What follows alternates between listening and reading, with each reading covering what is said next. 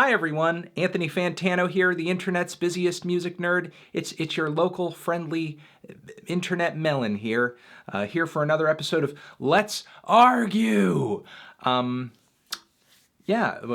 I essentially battle it out with you guys on the net. Welcoming all hot takes, controversial opinions, and tough questions. I answer the best ones right here. Let's go. Tupac is the most overrated rapper alive. Only old heads stuck in the past love him.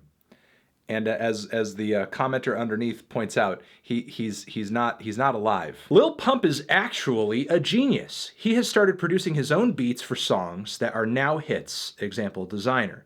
He used social media to his advantage, attracting many young fans, and he has created a formula of repetitive hooks that sticks to the listener. This is basically what I'm saying and what I've been saying. I get that Lil Pump's music is dumbed down and it's very simple. However, he has hit upon a formula and an aesthetic, which I personally find to be kind of artistic and kind of unique. I mean, maybe it seems a little less so in the wake of all of these rappers copying the hell out of him, but still. In a lot of ways, Lil Pump's music might not seem to be very substantive, but I give it an incredible amount of credit for being so grimy, for being so heavy, for being so nihilistic. I just love his fuck everything attitude everywhere. And I actually do like some of the production I've been hearing that's been credited to him lately. So I don't know. I mean, I feel like Lil Pump, he's continuing to grow as an artist. I admire that. I like that. His new tape, the worst thing about it, in my opinion, is that it was kind of one-dimensional. If he continues to try different things, if he continues to grow, I see no reason why he couldn't pen another hit. I see no reason why he couldn't diversify his sound a little bit and make whatever project he drops in the future a better listen from front to back. A lot of the rappers that are cut from the cloth that Lil Pump is cut from are just flashes in the pan, just 15 minutes of fame type situation. I get that, I acknowledge that. You guys know that. I review a lot of artists of that, and I basically say that in my reviews, and for the most part, my scores reflect that. However, I think if there's one artist who's going to be able into the future to possibly transcend all of that, I do think it's Lil Pump. Now, am I saying that that's guaranteed to happen? I would say as of right now, from what I'm seeing, it's like maybe a 50-50 chance, but that's certainly better odds, in my opinion, than what I think a lot of other rappers who are his contemporaries are sitting on right now. There's no real way for rock to progress as a genre without fundamentally changing what makes the genre rock to begin with. While in a sense that's true, think of nearly every genre that has needed to reinvent itself almost from the top down in order to continue its artistic adventure. I mean, hip-hop right now, like a Young Thug, for example, sounds absolutely nothing conceptually or sonically like a Slick Rick, like a Public Enemy, like a million other rap artists who came up in the early or late 80s. So, I mean, it's not like if rock were to undergo this kind of transformation, that it would be the only genre to have to do so in order to move forward. So, I mean, while in one sense, oh yeah, it's sad that you have to give up all this stuff in order to like continue to hold people's interests, like every other genre has had to do the same since the beginning of time, so like, too bad, I guess. Jaden Smith's music isn't that bad. Jaden Smith is just awkward, making it hard to be a fan. Listen, a lot of the issues that I have with Jaden and Jaden Smith's music in general, right now, as of this very moment, kind of stem from his general lack of experience and his youth. Not that youth is necessarily a bad thing, not that it's always a con. It's not always a con. Sometimes for some artists, it is very much a pro. But in the case of Jaden, I feel like he wants to do things that he's not necessarily capable of doing as of right now because he doesn't have the experience yet. However, as long as he continues to push forward, he continues trying, and he has the resources, which it very much seems like he does, given his status, given what he's been born into, I think he can only go up from here. So, crossing my fingers, hoping for the best. Recording the Norwegian black metal scene's music with a potato was needlessly edgy and misguided. I get why they did it, but it only comes off as amateurish. I mean, I personally prefer the aesthetic, and I like why they were doing it because they were trying to push outsiders away. They wanted it to be insular. Like they knew that if they didn't find ways to keep people away from it, everyone would want to be in on it. And to them, it was very much like a cult. It's for us. It's not for everyone.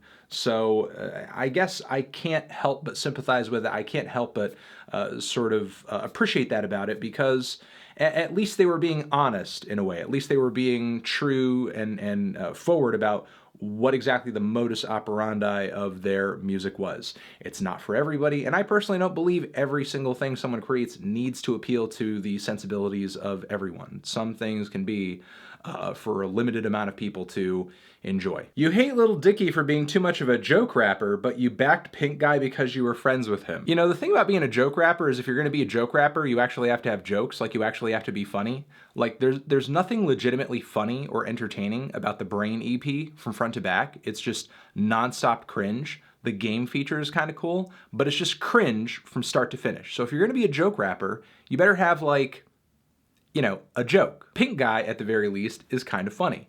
Although I haven't really gone above and beyond to praise George and Pink Guy's music. I mean, I was pretty underwhelmed by the EP that he dropped under Joji.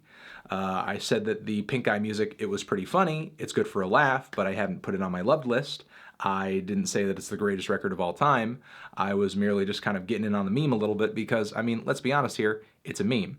And it's not like I've exactly been, I guess, secretive about that opinion. So I don't exactly get what you guys think I'm like not being honest about here.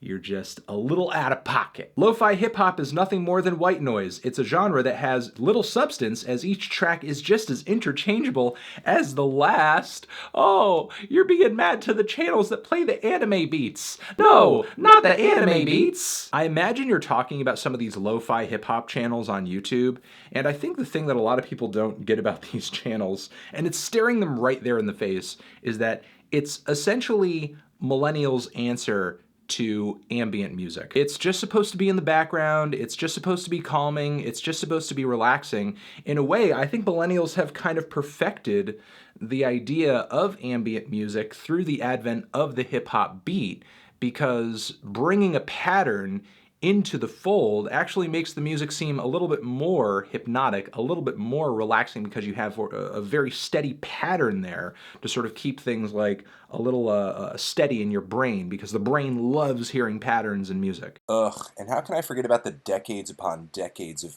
ambient techno that came through before the whole lo-fi hip-hop thing? So, beat-centric ambient music, it's been around a while. It's been around a while. The sad part is that this music is never really going to be properly labeled under the umbrella of ambient music, because nobody really appreciates ambient music or sort of understands what its purpose is truly supposed to be. But it's just supposed to be very chill, laid back, beat music. So I don't know. I don't know what to... I don't know what to say other than that. You know, it's literally serving its purpose. If there's kind of a sameness to all of it, like, that's very much intended. Clarence Clarity is like if Corey Feldman's last album was good. I can kind of see that. I can kind of see that. From now on, forthcoming generations will no longer feel like their era of music is superior to the current mainstream like older generations do, Pink Floyd, Beatles, because the internet has made people more open to change. I think that to a degree, that this will be the case, that the internet will allow people to continue to connect with and follow the music scene in a way that they haven't been able to in the past, when television or radio stopped showcasing the kind of music that people, once they grew older, were actually interested in, actually wanted to listen to. However, that being said, I do still think going forward there's going to be this tendency for a lot of people who aren't really that into music to kind of tune out of it around their 30s, because they're doing other things, they're pursuing careers, they're starting families. Once you get older, like a lot of people like to listen to older music from their past because it just kind of reminds them of their youth, reminds them of another time in their lives, and that's cool, and that's great, and that's fun. I guess just kind of keep in mind that that is the way that some people use and enjoy music. And I'm not necessarily sure if the internet is going to change any of that, but still, fingers crossed, and I hope that people continue to be open and try new things and keep up with what the younger generation is doing, because they're always going to be the ones who push music forward and bring it into the next era. New Order is easily one of, if not the greatest new wave band of all time! I just wanted to yell that out loud because I agree with it. And I'm gonna leave it at that. That has been our latest episode of Let's Argue. Hopefully you guys enjoyed this one. Hopefully you guys got a lot out of it. I love you. Anthony Fantano, arguing with you forever.